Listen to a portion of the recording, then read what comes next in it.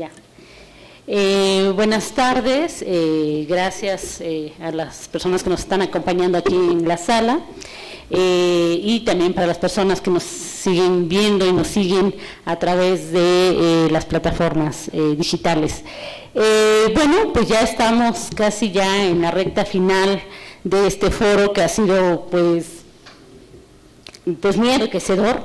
La verdad es que han habido temas y ponencias muy buenas, han sido trabajos que la verdad han valido mucho la pena y bueno, pues como lo he comentado en otros espacios, pues nos ha reunido a una serie de personas, de especialistas, de diferentes disciplinas, todos interesados pues en el estudio de las ciudades, ¿no? Y bueno, pues estamos ahorita por arrancar la mesa 10, intitulada Infraestructuras y las transformaciones urbanas. Vamos a empezar con la ponencia del doctor Diego Antonio Franco. Él es postdoctorante en el Instituto de Investigaciones Históricas de la UNAM y él pues nos trae un tema bastante sugerente, que es la infraestructura y logística para el abasto de combustibles en la Ciudad de México, 1922-1940. Y bueno, pues ya sabes, la dinámica, 20 minutos, pero tal vez te podamos dar un poquito más de tiempo. Bueno, muchas gracias, Diego. Adelante. Bueno, pues muchas gracias a las organizadoras de este evento, a la red de investigadoras en historia urbana, a las personas que están aquí resistiendo en el último horario y a las personas que nos siguen en línea. Bueno, parece que me tocó estar solo en esta mesa, así que quizás aproveche el tiempo. Bueno, pues lo que les voy a presentar son algunos resultados, algunos hallazgos de una investigación que está en curso, que estoy realizando, como ya decía Danivia, en una estancia postdoctoral en el Instituto de Investigaciones Históricas de la UNAM, ¿no? Esta investigación, digamos, tiene como un objetivo general encontrar, identificar, explorar vínculos entre algunos temas que yo he investigado en trabajos anteriores que se relacionan con el transporte, con la industria del transporte motorizado en la Ciudad de México como decía, intento encontrar conexiones con la industria del petróleo y con los procesos de urbanización de la ciudad, ¿no? Y bueno, digamos, lo primero que habría que decir es que la historiografía en torno al petróleo, a la industria petrolera, es una historiografía muy abundante, que ha abordado temas muy diversos que van pues desde, por ejemplo, los conflictos obrero-patronales, ¿no? Sobre todo en los campos petroleros, en las refinerías. Digamos, también ha estado muy vinculada al estudio de las relaciones internacionales entre las empresas petroleras que, digamos, existían en México, sobre todo en la primera, pues hasta los años 40, ¿no? Después de la expropiación, pues compañías transnacionales de origen estadounidense, de origen inglés, de origen holandés, ¿no? Entre varias otras. La historiografía ha explorado también el impacto económico de la industria petrolera en el desarrollo pues de este país, ¿no? En fin, los temas son muy diversos, ¿no? También se ha abordado los nacionalismos petroleros, sobre todo a partir de la expropiación de 1938. En tiempos recientes, otras líneas que han surgido es el estudio de los expertos que se desarrollan en la industria petrolera, ¿no? Sobre todo los ingenieros, geólogos, ingenieros petroleros, que contribuyeron al estudio del territorio mexicano, que colaboraron con las empresas petroleras o con el Estado mexicano. Recientemente también se han estudiado las consecuencias ambientales, ¿no? de la industria del petróleo, nuevamente centrado sobre todo en las zonas explotadoras, ¿no? En los campos petroleros. Pero digamos, un vacío, una ausencia o un tema que no se ha desarrollado con tanto ahínco en esta historiografía es cómo la industria transforma el espacio, en este caso, digamos, ligado a mis intereses, el espacio urbano, ¿no? Hay trabajos como el de Mirna Santiago, sobre todo, que ha estudiado el impacto geográfico, espacial y ambiental de la industria petrolera en la Huasteca, ¿no? Y ahí ella nos habla de los cambios en los patrones de tenencia de la tierra, las consecuencias ambientales, la transformación de la selva, ¿no? Hay otros autores que no son, no todos son historiadores, pero que han pues llamado, ¿no? a elaborar investigaciones que tengan en cuenta estos vínculos entre el espacio y la industria petrolera.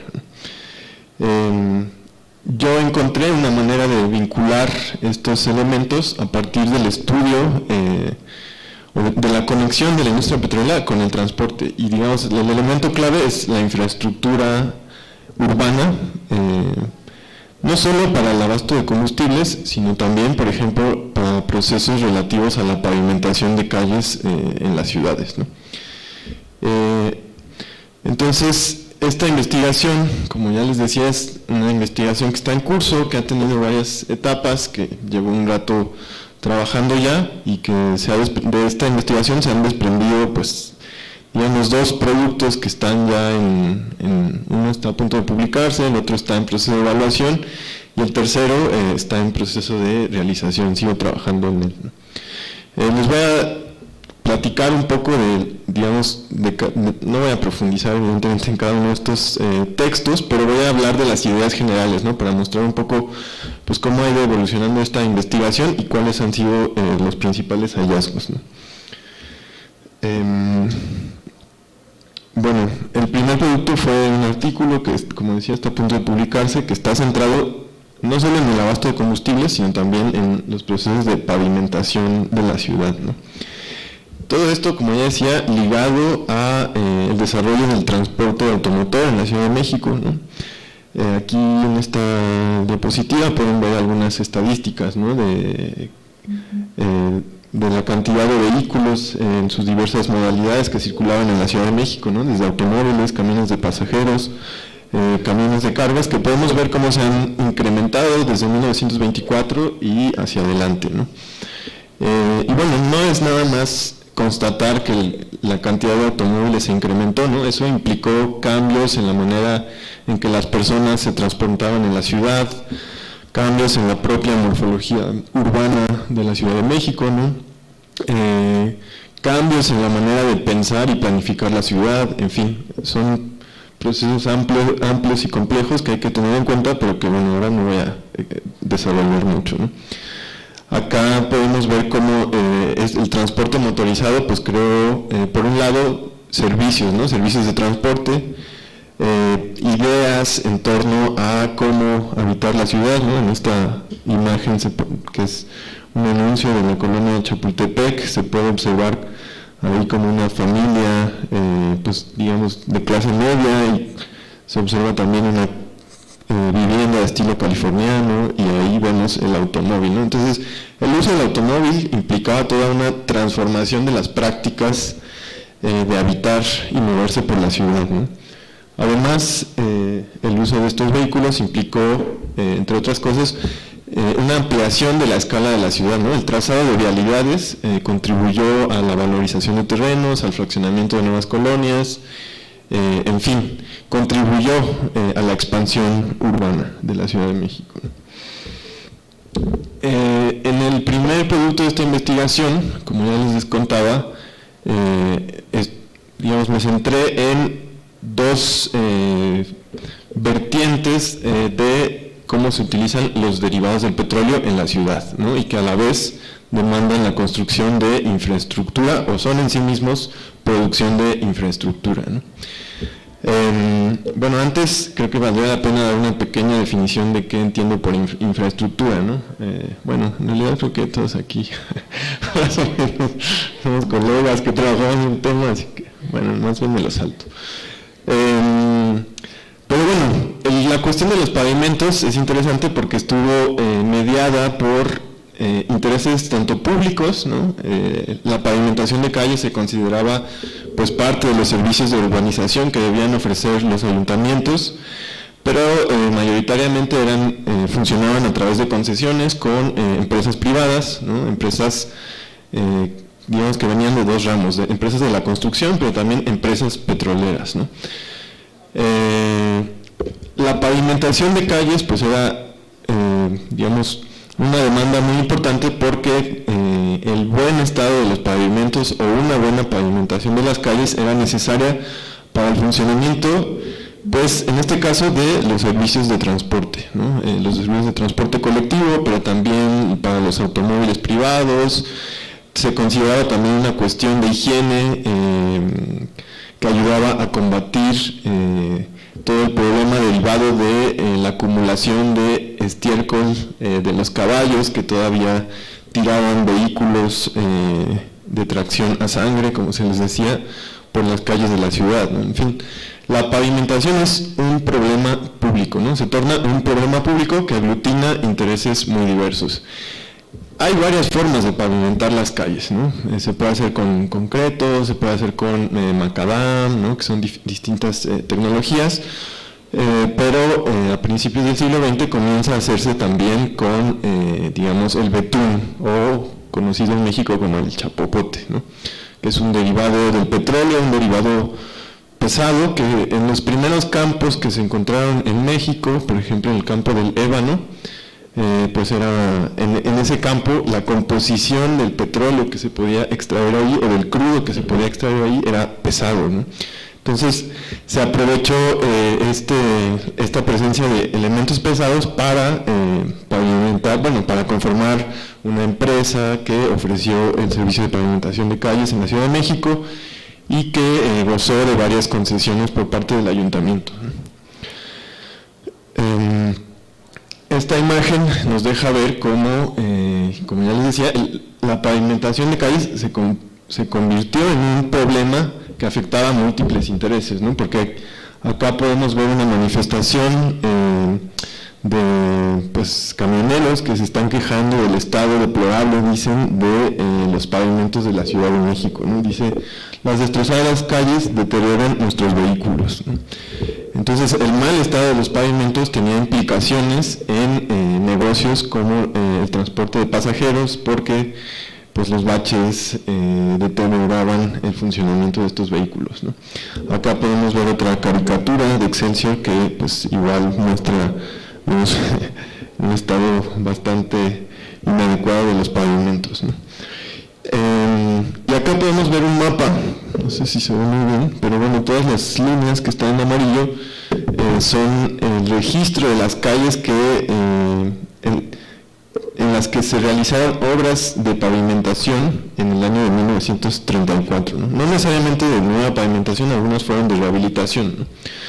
Pero digamos incluyen a gran parte de la ciudad, ¿no? Tanto el poniente como el oriente, el norte, quizá el sur un poco menos, pero podemos apreciar cómo la pavimentación de calles se volvió un servicio pues, muy importante y que incluso pues quizá en este caso, al menos en este año de 1934, pues deja ver que tanto al oriente de la ciudad, ¿no? Que es como la historiografía regularmente nos dice que esta parte de la ciudad pues era menos atendida, la rotación de servicios era más lenta, menos eficiente, ¿no? Pero en este mapa podemos ver que tanto el oriente como el poniente recibieron atención en cuanto a la pavimentación de calles, ¿no?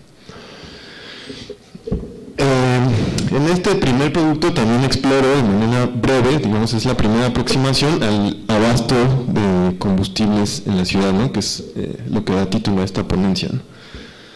Inicialmente la industria petrolera en México, desde digamos finales del siglo XIX y hasta finales de la década de los 20 hasta 1929,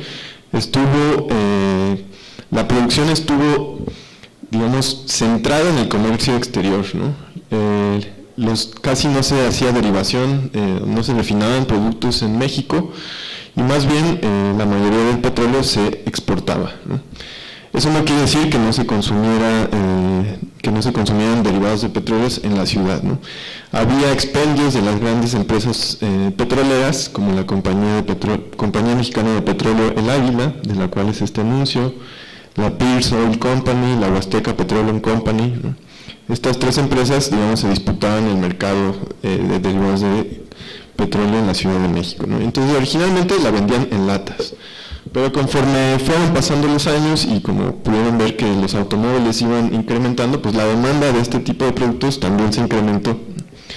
Entonces ahí empezaron a realizarse algunas obras que intervinieron de manera cada vez más intensa el espacio urbano de la ciudad, ¿no? Acá podemos ver una bomba que se instaló en el cruce de la calle de Milán y el Paseo de la Reforma. Atrás se puede apreciar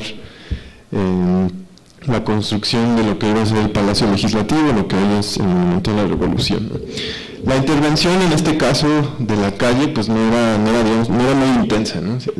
Ahí se tenía que construir un depósito subterráneo y luego se instalaba esta bomba superficial que era operada por un trabajador, ¿no?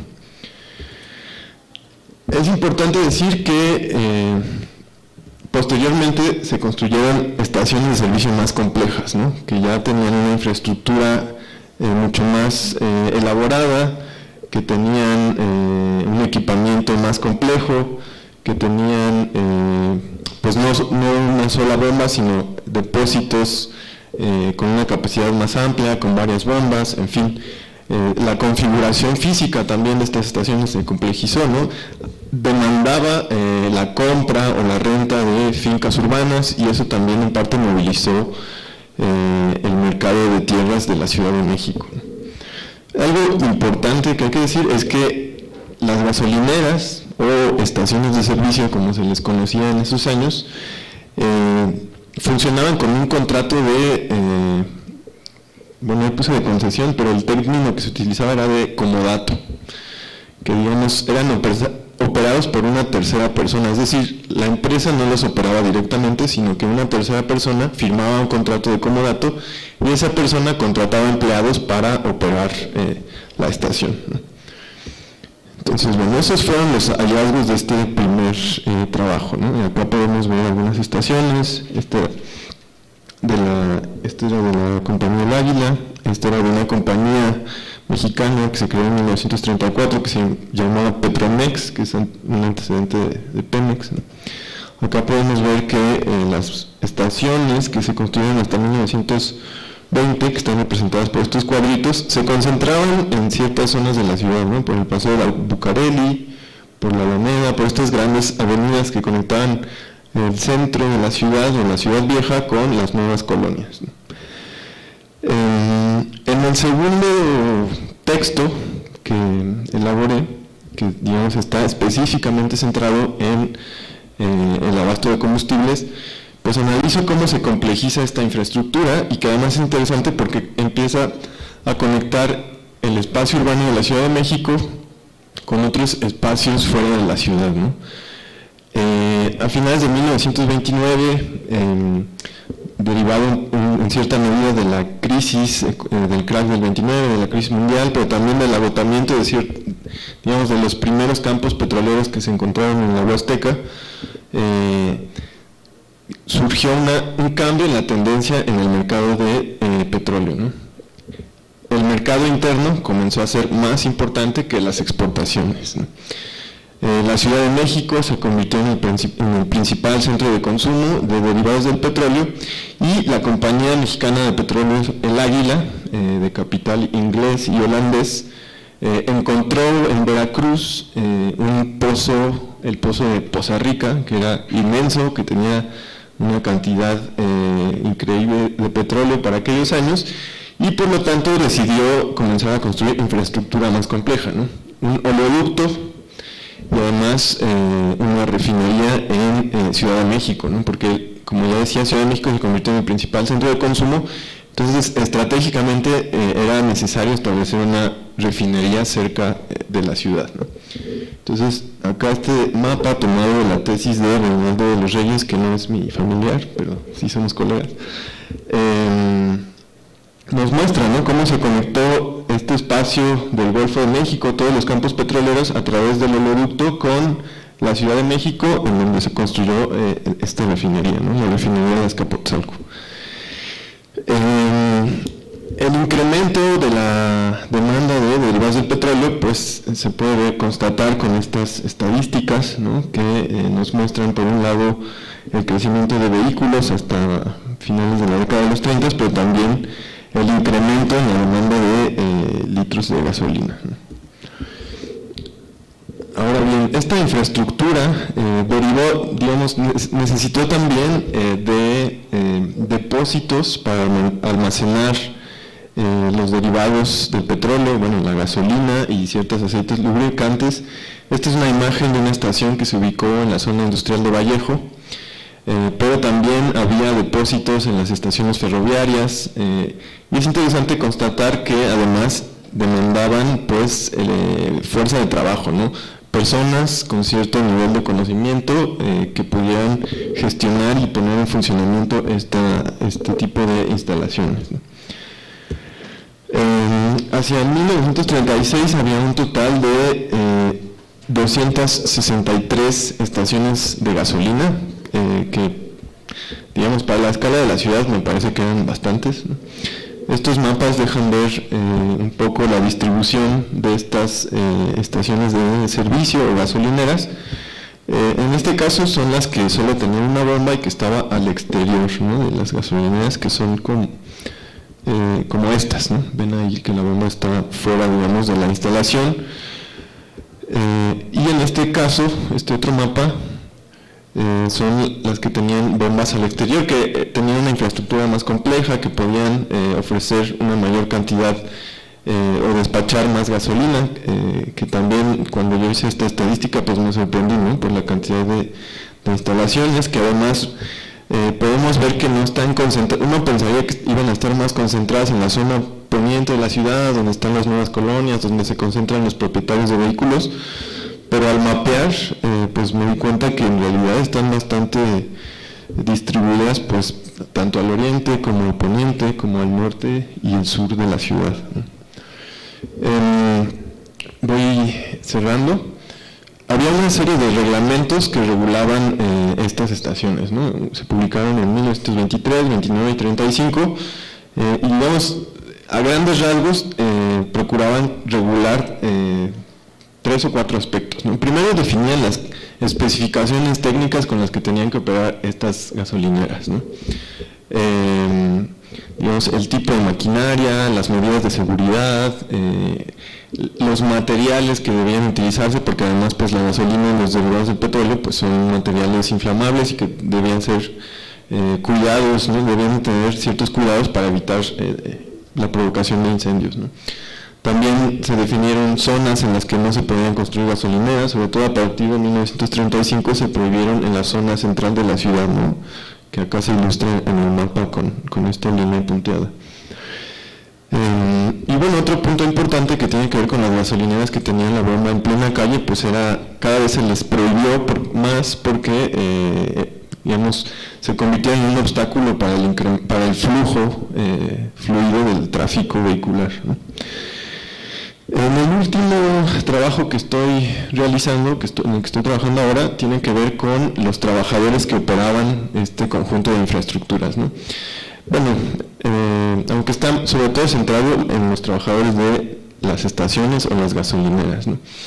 Acá surgió un conflicto muy interesante que se dio entre 1934 y 1938, en un momento en que los trabajadores de la industria petrolera pues estaban muy politizados, estaban adquiriendo mucha fuerza, estaban creando sindicatos muy grandes, estaban haciendo esfuerzos para crear el Sindicato Único de Trabajadores, ¿no?, Sindicato Único de Trabajadores del Petróleo de la República Mexicana, que se creó en 1935.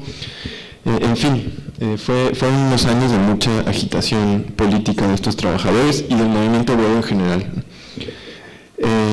Y aquí aquí pasó algo interesante, ¿no? ¿Se acuerdan que las gasolineras funcionaban con un contrato de comodato? Es decir, no eran operadas por empleados directos de las petroleras, ¿no? Sino que terciarizaban la operación y los empleados que las operaban respondían a el comodatario, ¿no? Sin embargo, varios de estos comodatarios comenzaron a reunirse con otros trabajadores petroleros y comenzaron a percibirse a sí mismos, y en parte pues porque sabían que podían obtener o exigir derechos laborales, empezaron a pedir que esos contratos se reconocieran como contratos de trabajo, ¿no? Este caso fue analizado por la Junta Federal de Conciliación y Arbitraje, que empezó a revisar los contratos y tras varios estudios concluyó que los contratos eran contratos de trabajo. Y a partir de eso pues fue un relajo jurídico, porque las petroleras se ampararon ante juzgados civiles, porque ellos decían, pues estos contratos son contratos civiles, no pueden estar regulados por una autoridad laboral, ¿no? Los juzgados civiles en un inicio dieron razón a las empresas, y entonces a las empresas petroleras dijeron son contratos civiles. Por lo tanto, había dos instancias generadoras de derecho que tenían que llegaron a resoluciones contradictorias. Y entonces, ¿qué pasó? Que tuvo que intervenir la Suprema Corte de Justicia de la Nación, ¿no? Esto se derivó además de varias demandas que entablaron trabajadores que fueron, bueno, comodatarios o trabajadores que habían sido despedidos para ellos de manera injustificada de estas empresas, ¿no? Y bueno, para no hacerla larga, solo les diría que como decía, algunos comodatarios sí se reivindicaron como trabajadores, ¿no? Y la Suprema Corte finalmente falló a favor de ellos. Por lo tanto comenzaron a organizar sindicatos, ¿no? Y aquí se puede ver algunos registros que yo encontré en el archivo de Pemex sobre sus reuniones, ¿no? Decían, ya no somos comodatarios, debemos ser considerados como empleados de confianza y no como intermediarios, ¿no? Y por lo tanto debemos tener los mismos derechos que un trabajador asalariado. Sin embargo, hubo algunos otros comodatarios que sí se reconocían como comodatarios, se diferenciaron de los que sí se consideraban trabajadores y dijeron, no, nosotros somos comerciantes, somos factores de comercio, nosotros somos los que empleamos a otras personas, nosotros en realidad somos patrones, ¿no? En fin, ahí hubo toda una discusión que, como les decía, llegó hasta la Suprema Corte, pero eran muchas denuncias que siguieron más o menos la misma trayectoria, ¿no? De Junta Federal, Juez Civil, Suprema Corte, y bueno, esta investigación está en curso, todavía falta ver cuál fue el desenlace final, ¿no? Que implicó la decisión de la Suprema Corte de considerar a todos como trabajadores, pero hay algunos indicios, ¿no? Parece ser que las empresas decidieron comenzar a cerrar varias estaciones de manera abrupta para no tener que pagar tantos salarios porque decían que les iba a ser inviable, ¿no?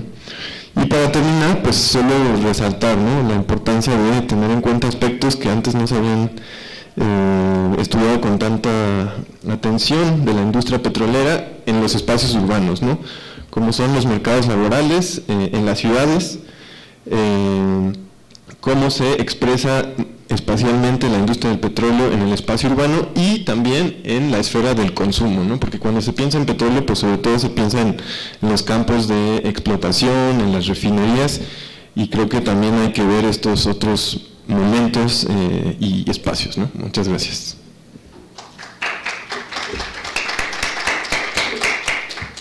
Muchas gracias, Diego, por tu presentación. La verdad es que, como lo comentaba hace un momento, pues es un tema bastante sugerente, y como tú bien lo acabas de comentar, pues son temas, si bien han sido atendidos, pero, o sea, como lo que comentabas, ¿no? La historia del petróleo ha sido bastante abordada, pero digamos como su aplicación, digamos, ¿no? En el espacio urbano o el uso del petróleo en el espacio urbano, pues son temas relativamente novedosos, ¿no? Y te agradecemos tu participación. Y bueno, le pedimos al maestro Brian si toma asiento en el presidium. Bueno, el maestro Brian Alexis Ley Pérez, él es egresado del CIENSAS Peninsular, y bueno, él nos va a hablar del empedrado. No, preguntaba si esta computadora le pertenece a la universidad o es del compañero. No, adelante. Sí, ok. Entonces, el título de la ponencia del maestro Brian es El empedrado y los patrones de movilidad en la Ciudad de México, 1824-1865. Más o menos van compartiendo la misma periodicidad. Maestro Brian, la dinámica 20 minutos y para después dar pie a las preguntas. Buenas tardes, compañeros. Primero que nada, una enorme disculpa al compañero. Una disculpa, en verdad me hubiera gustado llegar para conocer tu trabajo de lleno y bueno, espero que más adelante puedas contar un poquito más al respecto. Bueno, compañeros, tal como lo anuncia este título, esta ponencia se enfoca en el empedrado en la Ciudad de México. Este trabajo que quisiera comentar es derivado de la tesis de maestría justamente del CIESAS Peninsular. Y es que justamente al realizar este estudio, que en general se dedica a la geografía del transporte, me percaté de que justamente los patrones de empedramiento en la ciudad remarcaban ciertos corredores de movilidad que, a la postre justamente remarcan una geografía del transporte en la ciudad. Bueno, primero que nada hay que partir de la ciudad del siglo XVIII incluso para atrás, que es esa ciudad gremial, corporativa, emanada del periodo absolutista. Esta ciudad entonces, es dominada más que nada por gremios, distintos artesanos, pero sobre todo corporaciones imponentes como grupos religiosos, el ejército, distintas instituciones del gobierno, grandes personajes de la nobleza, entre otros tantos. Esto le va a dar a la ciudad un carácter bastante cerrado, es decir, un conjunto de islas en esta pequeña gran ciudad, que conlleva que sus distintos personajes no tengan una convivencia tan marcada uno con el otro, sino que son sectores de la ciudad que se mantienen encerrados, más que nada porque esta ciudad está dividida en una serie de callejones incomunicados que, insisto, prohíben o limitan bastante la comunicación de forma completa. Va a ser justamente la segunda mitad del siglo XVIII, a inicios del XIX, que ahora desde el periodo borbónico se va a impulsar la idea de una ciudad secularizada, es decir, una ciudad abierta que luche contra estas corporaciones y contra ese sentido gremial. En ese sentido, va a abogar por la apertura de vialidades, principalmente impulsado por el virrey conde de Villagigedo y llevado a cabo por el arquitecto Ignacio de la Castera. En este plan, les comentaba, la ciudad va a ser constantemente dividida, o al menos va a estar eso en el papel, el plan de llevarlo a cabo, esta división, para hablar de una ciudad mucho más abierta, que permita la integración de sus distintos sujetos y que rompa con estos espacios de privilegio para distintas corporaciones. Sin embargo, este plan de apertura de vialidades se va a llevar a cabo en la última década del siglo XVIII. Eventualmente va a llegar la lucha de independencia, además de la crisis en la península ibérica con la invasión de Napoleón, lo cual va a truncar este plan, por lo menos hasta que se inaugure la joven República Mexicana. Ya más adelante los liberales decimonómicos continuarán con este plan de apertura de vialidades. Esto implicará que la fragmentación de edificaciones corporativas y la ampliación de la territorialidad está entendida como la apropiación del espacio, una especie de región vivida mucho más amplia, en lugar de que estos sujetos se centren solamente en el pequeño sector de su gremio o de su corporación. Tratarán de hacer la ciudad suya en su totalidad.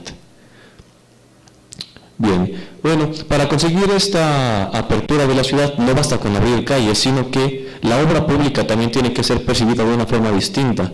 Esto implica una concepción distinta de la misma, en la cual el ayuntamiento toma un papel fundamental. El ayuntamiento, como representación de una comunidad, será a cargo de la obra pública, esta beneficia justamente a su comunidad. Esta obra tendrá que ser sustentada mayormente con recursos justamente del municipio, aunque, eventualmente vendrá también una tecnificación. Anteriormente, en el periodo absolutista, la obra pública estaba encomendada a grupos de artesanos, principalmente maestros constructores, que se encargaban, a partir del ayuntamiento, de ejecutar estas obras, claramente con una perspectiva gremial, es decir, sin una revisión tan continua y abocándose mayormente a la tradición o la costumbre. Es por eso que los nuevos gobiernos liberales impulsarán la creación de distintas instituciones técnicas que fomenten la obra pública como una gran estructura, una infraestructura, ¿no? Ya no simplemente como pequeñas partes, sino como una gran red. Entre estas instituciones podríamos citar el Colegio de San Carlos, el Palacio de Minería, bueno, el Colegio de Minería eventualmente, de Bellas Artes, entre otros tantos.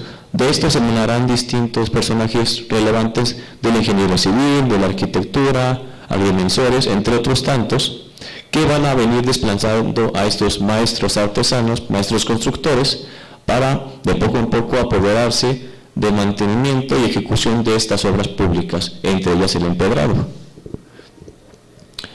Ahora bien, la atención de estas obras públicas se llevará mayormente por contratas, es decir, pequeños tramos de la ciudad, pequeñas vialidades, serán encomendadas a distintos arquitectos o ingenieros civiles. Miren, les muestro por aquí.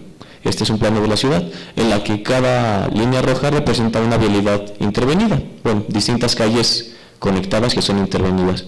Estas calles son, insisto, encomendadas a distintos ingenieros o arquitectos que anualmente les dan una reparación.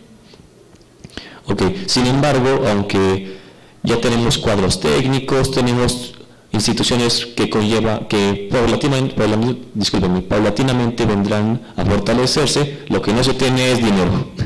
Y es que justamente el periodo de la lucha de independencia, además de los constantes golpes de Estado, crisis económicas, políticas, intervenciones y demás que dieron la primera mitad del siglo XIX mexicano un carácter bastante convulso, harán que las arcas también pasen por una situación precaria.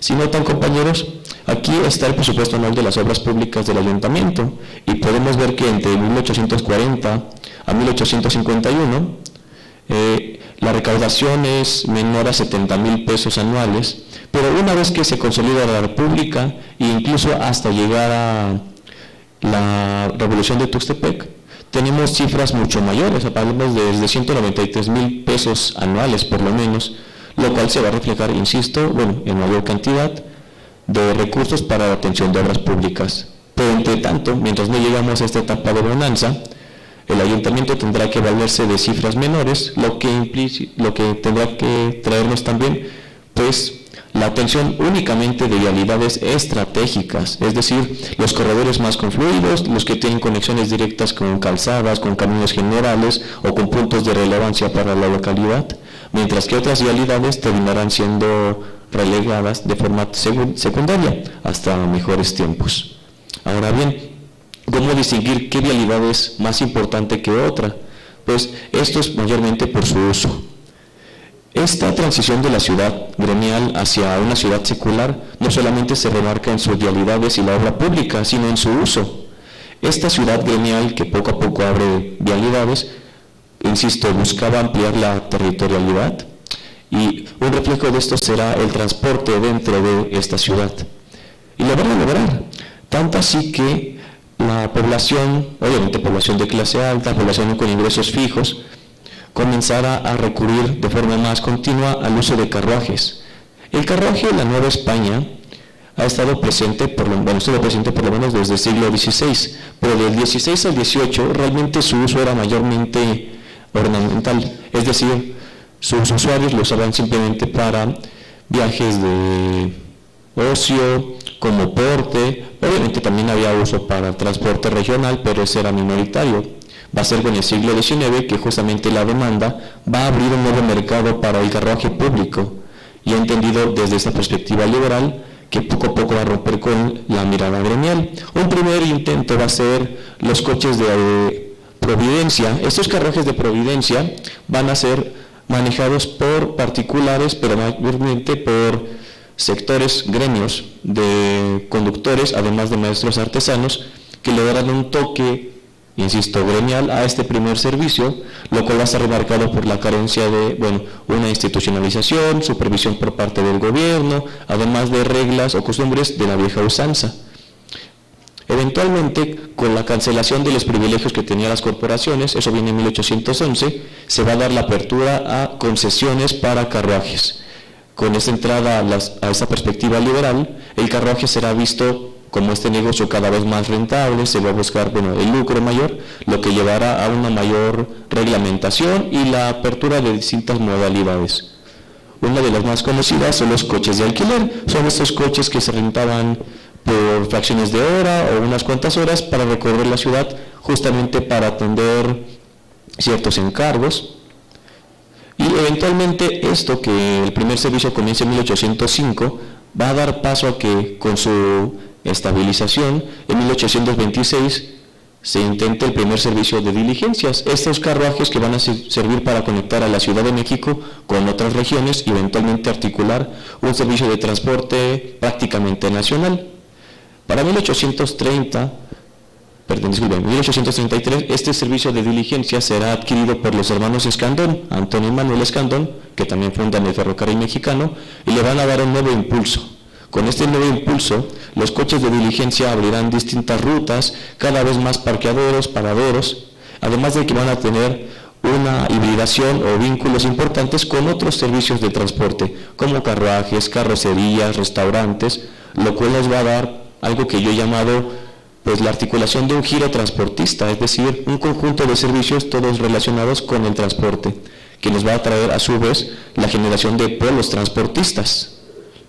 Eventualmente este servicio de diligencias va a dar paso a un servicio regional llamado los ómnibus. El ómnibus, conocido como este carruaje mucho mayor, es decir, un carruaje colectivo para recorrer la ciudad, el Distrito Federal entero, y de este modo dar un servicio colectivo, similar a lo que nosotros conocemos como estas peceras o combis, que da un servicio a un colectivo de personas que no se dirigen exactamente al mismo punto, sino que van descendiendo o ascendiendo a lo largo de una ruta determinada.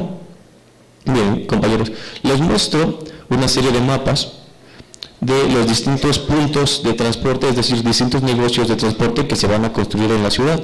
Podemos notar determinados patrones en donde la zona centro-occidente, es decir, cercano a la Alameda Central y al Zócalo capitalino, son las más privilegiadas. Esto no es coincidencia.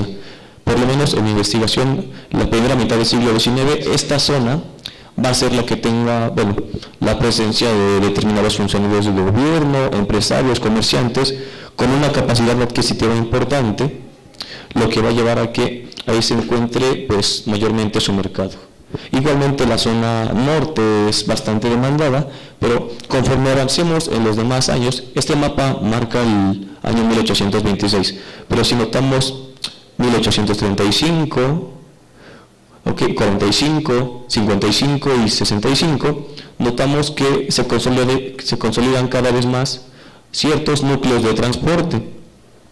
Por ejemplo, aquí, si podrán ver estos puntos verdes que marcan los hoteles y mesones, se concentran en lo que actualmente es la calle de Madero, que antes era Plateros, y que va a estar empapada de tanto paradas de carruajes, de diligencias, ómnibus, pero sobre todo hoteles. Insisto, esos servicios se van a comenzar a unificar para generar estos auténticos polos. Ahora bien, esto aquí nos va a dar paso justamente a que estos servicios de transporte van a emplear determinadas vialidades que se van a volver las más concurridas, usualmente corredores que conectan con calzadas importantes que a su vez llevan a caminos generales.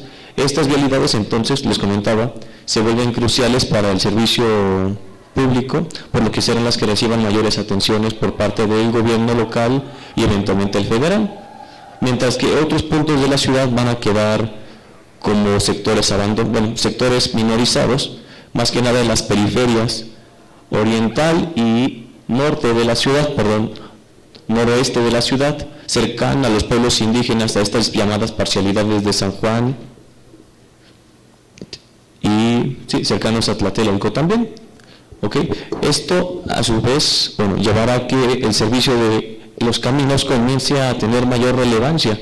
Lo que alguna vez fue simplemente un área de la administración pública local, del ayuntamiento, de poco en poco empezará a ser cooptado por distintas instituciones, pues el Distrito Federal, al ser cabecera de los poderes federales, haciendo redundancia, pues sus servicios van a empezar a ser vistos como estratégicos para el gobierno estatal y federal, lo que anteriormente era simplemente atendido por la Comisión de Empedrados de la Ciudad de México, va a empezar a ser cooptado primero por una Administración General de Obras del Departamento de México en 1840, eventualmente por una compañía militar de empedrados anexas al distrito de Tlalnepantla en 1050, pero lo que va a hacer la gota que derrame el vaso será la creación del Ministerio de Fomento en el 54, que a su vez va a dar paso a la Dirección de Obras Públicas de la Ciudad de México ese mismo año. Estas dos instituciones, principalmente la Dirección de Obras, serán las que lleven a que el Ayuntamiento de la Ciudad de México pierda prácticamente toda potestad sobre las obras públicas en su localidad, pues estas serán administradas prácticamente por esta Dirección de Obras Públicas y el Ayuntamiento quedará como un mero consultor o ejecutor en el mejor de los casos. Esto a su vez va a reafirmar la atención de vialidades estratégicas. Incluso la Dirección de Obras, el Ministerio de Fomento comentará que determinadas calzadas del Distrito Federal, justamente las que se prolongan hacia las orillas, son prácticamente de propiedad federal, pues insisto, son vialidades estratégicas que conectan con calzadas y va a dejar por un lado al ayuntamiento de la ciudad con aún menos recursos y hará que estas zonas periféricas queden prácticamente desoladas, quedarán a su suerte hasta prácticamente finales del Porfiriato, cuando habrá nuevas campañas para atención de estas vialidades. Bueno, esta estructura, compañeros, finalmente nos va a dar lo que yo llamo esta geografía del transporte, todo un sistema que va a dar paso para que aparezcan nuevos medios de transporte, pues tanto diligencias, ómnibus o coches de alquiler serán el preámbulo para la llegada de nuevos transportes, en este caso motorizados o impulsados por corriente eléctrica o incluso por mulitas en el caso de los tranvías. Pues las diligencias serán eventualmente el patrón que seguirán una gran cantidad de vías férreas, será prácticamente en corredores paralelos que dejarán a un lado las diligencias.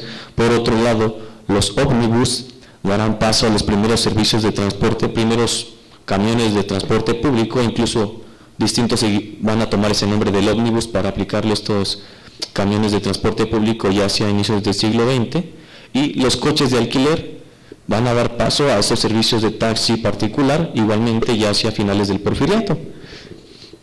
Igualmente, la atención de las vialidades, pues dado su éxito, una vez que se entra el Porfiriato, permitirá que la obra pública logre dar paso ya no simplemente como un servicio local, sino la entrada de estas obras para que comiencen a participar en sus concesiones, en su reparación, ya no simplemente arquitectos o ingenieros de la localidad, sino la entrada de estas empresas multinacionales que van a tratar de llevar a cabo reparaciones cada vez más avanzadas, ya no dejando de lado el empedrado común que se empleaba desde el virreinato para la entrada de nuevas técnicas desde la macadamización, el uso de asfalto importado desde Trinidad y Tobago o Venezuela, además de otras tácticas como el uso de entablados, además de maquinaria cada vez más compleja, lo que llevará a la obra pública, sobre todo el empedrado en mi caso, a un siguiente nivel. Yo pienso que esto justamente da la pauta para la entrada de el motor de combustión interna, estos servicios de transporte. Podía ver en uno de los mapas del compañero que en un primer momento las gasolineras se encontraban en la zona céntrica y me llamó la atención eso, justamente que hubiera este punto paralelo entre gasolineras y en mi caso sería estos servicios de transporte justamente en la zona centro. Yo considero que estos son los primeros redes y nodos que van a dar paso, insisto, a esta nueva geografía del transporte ya hacia la revolución y la posrevolución misma. ¿Ok, compañeros? Bueno, con eso yo cerraría mi intervención. Ha sido un trabajo bastante sencillo, insisto, y bueno, agradezco su atención, compañeros.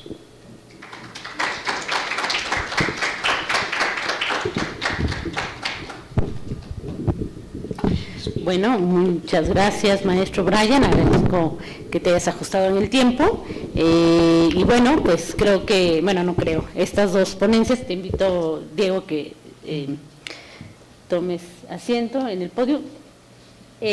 para poder responder las preguntas que tiene el público.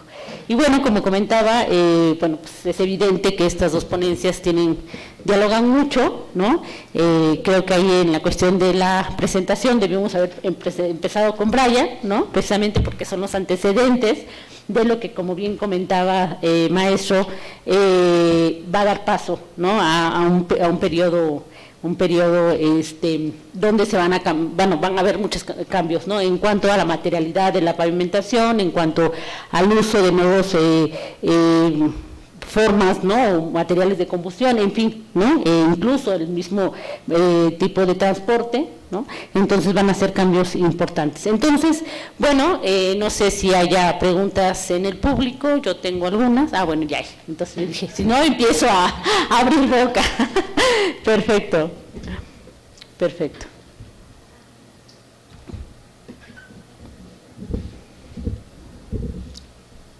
Sí. Bueno, pues muchas gracias a los ponentes. Yo tengo una pregunta para Diego.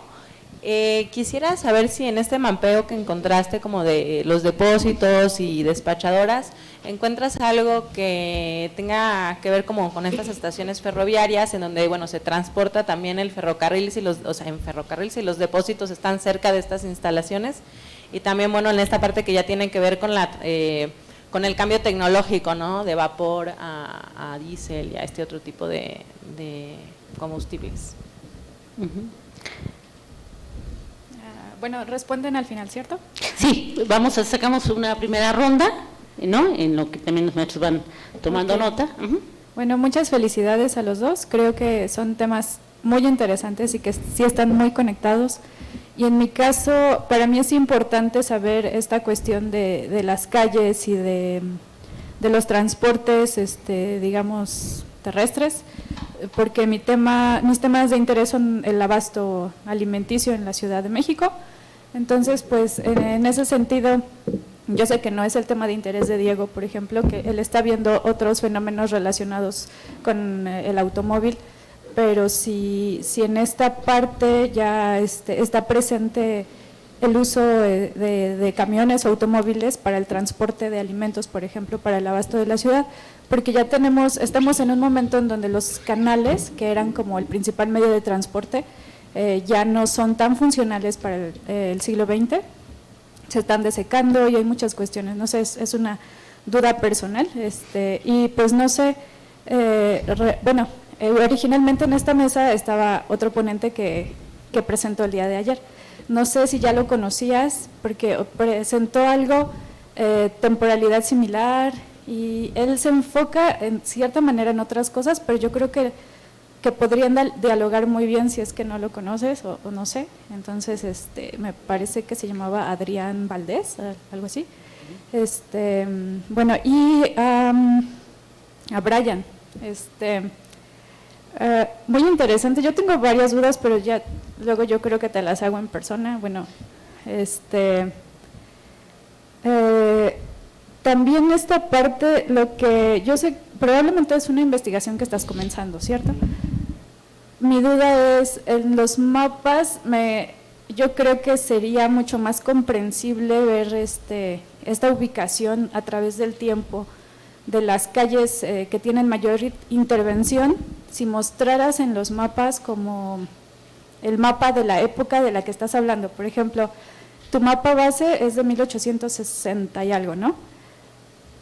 Incluso ya está ahí el ferrocarril, las estaciones del ferrocarril, entonces no queda tan claro el papel de estas vialidades importantes con respecto al tamaño que tiene la ciudad, porque a pesar de que se dice que no crece en la primera mitad del siglo XIX, la verdad es que sí se modifica. Entonces me gustaría ver a futuro como el manejo de estos mapas un poco más exacto de cómo va cambiando la ciudad, y también el cómo puede dialogar la habilitación, no sé, en el presupuesto cuánto se destina a caminos y calzadas y cuánto se destina a canales, por ejemplo. No sé si tengas una referencia al respecto, porque la ciudad para el siglo XIX sigue dependiendo mucho del transporte lacustre. Y básicamente es eso. Muchas felicidades. Ok, no sé si hay alguna pregunta o damos espacio a que responda. Bueno, en lo que llega el micrófono para allá, ahí ya tienen una pregunta, si me pueden apoyar. Bueno, efectivamente, gracias Blanca por hacer este comentario. Bueno, hubo un cambio ayer de última hora, estaba otro ponente aquí, Adrián Velasco, que por alguna cuestión personal se tuvo que anticipar su ponencia. Entonces, bueno, aclaro este asunto. Adelante, compañero. Felicidades por sus exposiciones, han estado la verdad muy bien, y yo en la primera exposición tengo una duda. Tenemos que hay una infraestructura que se llama la Torre de Pemex, que está en la colonia Anzures, y tenemos que al otro lado está la colonia Anáhuac y la Tlaxpana. Lo que quería preguntar nada más es si estas tres colonias tienen una influencia con el tema que tú estás desarrollando, que es la historia, digamos, de cierto periodo de la logística de las gasolineras, de la gasolina, y si nos pudieras hablar un poco más al respecto. Y de la segunda exposición, la duda que tengo es si has identificado a la figura del asentista. El asentista, digamos, en el tema que yo estudio, que es la basura y el comercio, está presente. Por ejemplo, un asentista importante era Manuel Alzate en la basura, que hacía todo tipo de implementaciones, inventaba nuevas rutas. Justamente él es una de las personas que me parece que tiene la propuesta de utilizar las carretas, y utilizando las carretas se hace una separación temprana de los residuos. Estamos hablando del siglo XVII, XVIII más o menos, y te quería preguntar por eso, ¿hay algún asentista importante dentro de esta logística de transporte? ¿Existe, no existe? Si sabías algo del asentista, esas serían las preguntas. Y nuevamente felicidades. Bueno, pues si no hay otras preguntas, si quieres, podemos empezar a responder. Bueno, muchas gracias por las preguntas. Sobre los ferrocarriles, los ferrocarriles pronto se convirtieron en consumidores importantes de combustóleo, ¿no? Y hubo una transición en torno a la tecnología que los movilizaba de carbón a el carbón mineral al petróleo, ¿no? Al combustóleo, que es un derivado del petróleo. Y de hecho, ya hacia los 30, el segundo producto derivado era el combustóleo, ¿no? Y el segundo, digamos, más bien el tercer consumidor de petróleo eran los ferrocarriles, ¿no? El primero era entre los 30 y sobre todo en los 40 la industria, ¿no? Que utilizaba combustible pues para movilizar toda la maquinaria que se utilizaba en las fábricas. Después el transporte motorizado y luego los ferrocarriles, ¿no? Las tendencias se irían modificando, pero esos tres siempre fueron los que despuntaban, ¿no? En las estaciones de ferrocarriles había depósitos de las empresas petroleras para almacenar gasolinas y lubricantes y otros derivados, ¿no?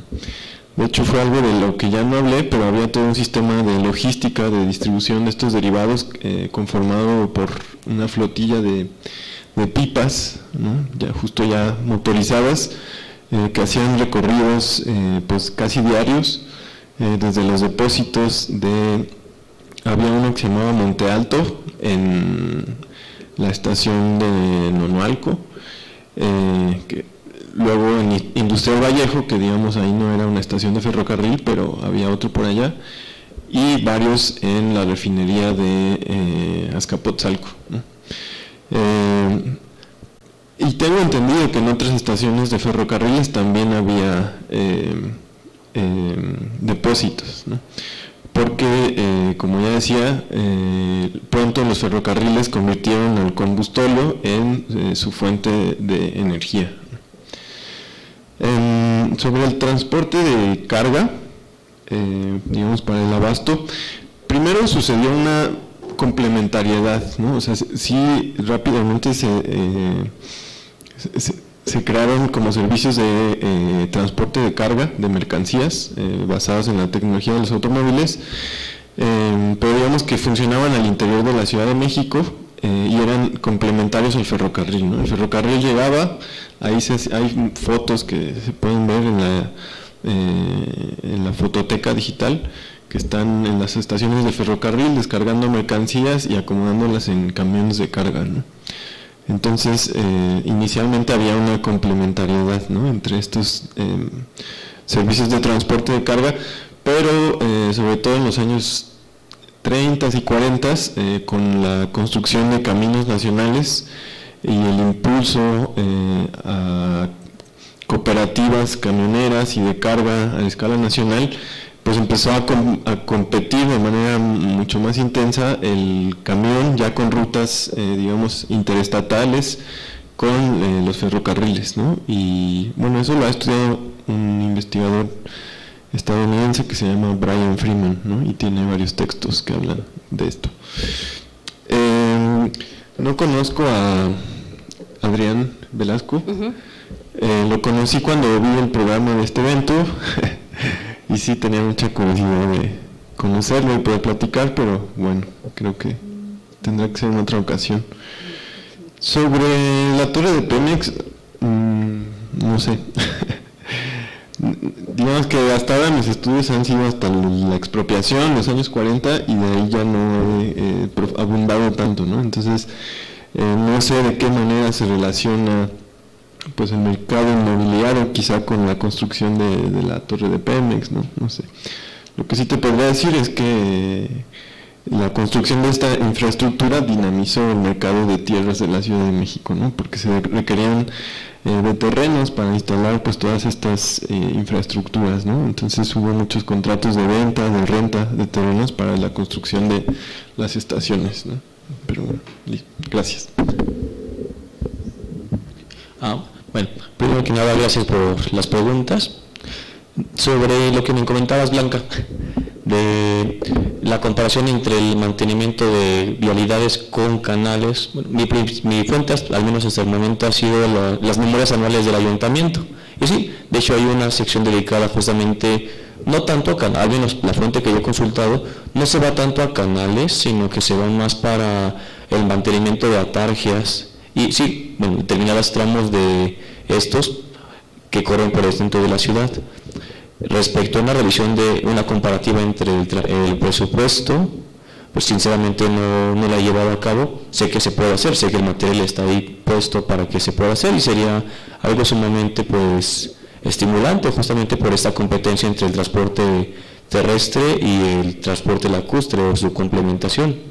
Igualmente, sobre este punto de los mapas, sí, creo que lo ideal hubiera sido emplear un mapa generado a partir de un SIG como QGIS, un mapa que fuera una emulación del siglo XIX, justamente hecho a partir de algún sistema de información geográfica, justamente para poder remarcar estos cambios. Pues muchos mapas, al menos los que he encontrado digitalizados, o los que yo mismo he digitalizado, se centran más que nada en esta segunda mitad del siglo XIX, y sería bueno tener uno dedicado plenamente a la primera mitad. Okay. Y bueno, respecto a estos asentistas, fíjate, ese término es nuevo para mí, aunque es sumamente útil. Yo lo más cercano a un asentista que he conocido justamente para el carruaje ha sido los hermanos Escandón, pues ellos, cuando crean esas diligencias generales, eventualmente cooptan a otros servicios de carruaje, pues prácticamente se apoderan del ómnibus a nivel regional y lo hacen suyo. Y sobre los carruajes de alquiler, ahí yo lo que he encontrado es que estos han sido cooptados por los grandes hoteleros de la ciudad, que a su vez están asociados con los Escandón, es decir, hoteles importantes como el de Iturbide, el de La Palma, o el Nacional, van a ser los que suministren estos carruajes. Pues sus usuarios o sus huéspedes van a ser grandes usuarios de los mismos. Sin embargo, pues el camino para conocer estos asentistas pues sigue pendiente, justamente como comentaba Blanca, es un trabajo en curso. Y bueno, sería bueno dar un chapuzón justamente en este archivo de notarías, porque es donde he encontrado mucho más registros justamente de propiedad de particulares en comercios. Pero sí, sin duda sería bueno encontrar esta información. Ok. No sé si hay alguna pregunta más en la sala. Bueno, yo quisiera no irme sin hacer una pregunta a los dos. ¿Cuál ha sido en sus estudios, sobre todo en el tema de la pavimentación, la relación que han encontrado con el tema de la pavimentación y lo que son las aguas, los proyectos de drenaje y alcantarillado, ¿no? Porque eso fue también muy, como parte, como bien comentaba Diego, ¿no?, en su exposición, el tema de la pavimentación de las calles de la ciudad siempre fue un dolor de cabeza para el municipio, sobre todo porque tenían pues justo no darles mantenimiento, o sea, no nada más darles algún tipo de material para cubrirlas, ¿no?, sino también darles mantenimiento, ¿no? Y sobre todo ya después, a finales del siglo XIX, cuando empiezan estos proyectos de drenaje, ¿no?, y entonces era de agua y alcantarillado, entonces era también un tema otra vez, ¿no?, volver a abrir y demás. Eso por un lado. Y luego por el otro, yo no sé si ustedes han encontrado que para también el tema de la pavimentación, ¿qué no hacía realmente, ¿no? Porque yo he encontrado que el municipio en un momento se encargaba, pero también después subcontrató estas obras, ¿no? Y ese por un lado, y el tema de las tarifas también, cuando por sobre todo las tarifas que le daban los impuestos de rodada, había un dinero que decían, bueno, además lo he encontrado yo en mis estudios, que destinaban para los pavimentos, ¿no? Pero yo no he encontrado para la pavimentación o el mantenimiento, decían, para las calles de la ciudad. Pero me he encontrado exactamente cómo era ese proceso, ¿no?, de cómo es que entraba ese impuesto y cómo es que exactamente distribuían o destinaban ese dinero para el mantenimiento y para pavimentar nuevas áreas, nuevas calles de la ciudad. Bueno, esas serían mis preguntas. Para ambos, porque además tocan ese problema, pues abarca sus periodos de estudio. Sí, gracias. Bueno, voy a empezar al revés. Sobre los impuestos para la pavimentación, yo no he encontrado si en la Ciudad de México había un impuesto específico, digamos, que financiara esfuerzos de pavimentación, ¿no? No lo sé. Puede ser, es probable que sí lo hubiera, ¿no? Lo que, digamos, antes de los años 30, que es el mapa que mostré, que enseñaba una distribución pues bastante, digamos, equitativa de los esfuerzos de pavimentación, sí era un tanto más desigual en años anteriores, y eso tenía que ver con la recaudación de impuestos de los distintos ayuntamientos, ¿no? Y la distribución de estos impuestos, que solía suceder no solo para los servicios de pavimentación, sino los servicios en general de limpia, de alcantarillado, de agua potable, que sobre todo se encargaban a las compañías urbanizadoras, que no siempre realizaban de la mejor manera, ¿no? Y sobre todo, digamos, en las colonias que se urbanizaban al poniente de la ciudad, los proyectos de las empresas sí solían incluir la construcción de estos servicios, pero hacia el oriente de la Ciudad de México, con las fraccionadoras, que también eran negocios privados, no solían incorporar estos servicios, aunque eso estaba estipulado en el reglamento, ¿no? Entonces, bueno, ahí pues digamos, los negocios inmobiliarios ya eran abusivos desde esos años, ¿no? Sí, funcionaba con subcontratación, ¿no? En el archivo de la Ciudad de México yo me encontré contratos entre el Ayuntamiento de la Ciudad de México y diversas compañías para la pavimentación de calles, ¿no? Había una compañía que se llamaba Barber, no me acuerdo qué más, había una como suiza que era Neufchâtel, y estaba creo que era de la Pierce Oil, ¿no? La que les comentaba, que extrajo un petróleo pesado de un campo en San Luis Potosí, el ébano, ¿no? Entonces, sí, todo era por subcontratación, ¿no? Y además, en los contratos, pues se puede ver así como que eran cuadrillas de trabajadores que iban recorriendo las calles, ¿no? Y levantando el pavimento deteriorado, poniendo los nuevos materiales, y también había contratos para mantenimiento. Bueno, en el caso del siglo XIX, respecto a estos impuestos específicos dedicados a, en mi caso sería empedrado, que bueno, en teoría es lo mismo, empedrado y pavimentación, aunque cambia un poquito la técnica. Yo sí he encontrado que justamente anteriormente, cuando se independiza el país, gran parte del recurso proviene de estas garitas donde están estos impuestos del peaje, aunque eventualmente Juárez, cuando las elimina, lo sustituye con un impuesto justamente dedicado, bueno, que lo pagan las diligencias generales. Ellos sí se les cobra una comisión especial dedicada a esto. Eso para caminos nacionales y calzadas. Y en el nivel local se emplea una parte de las licencias. Los carruajes particulares pues pagaban una licencia anual, como pues muchos negocios. Entonces se tomaba parte de estas licencias anuales justamente para dedicarlo a esta parte. La atención de los empedrados pues tomaba parte de esto, parte de multas, o incluso a los propietarios de fincas urbanas se les cobraba una parte de su, digamos, lo que sería ahorita el predial, que se dedicaba justamente a esta parte y el embanquetado. Eso es lo que he encontrado. Y sobre esta relación entre el drenaje y la pavimentación, yo recurriría a la tesis de Ernesto Arechiga, su tesis doctoral, que justamente habla sobre este desagüe general. En el plan de Galloso justamente se estipula el papel de las pavimentadoras, incluso los conflictos que hay, los menciona bastante el doctor Ernesto Arechiga, una vez que se hacen justamente estos planes de drenaje, estos largos corredores, como hay conflictos con estas pavimentadoras, o incluso como comentaba Diego, que la zona oriente pues queda prácticamente desatendida, una especie de urbanización inacabada.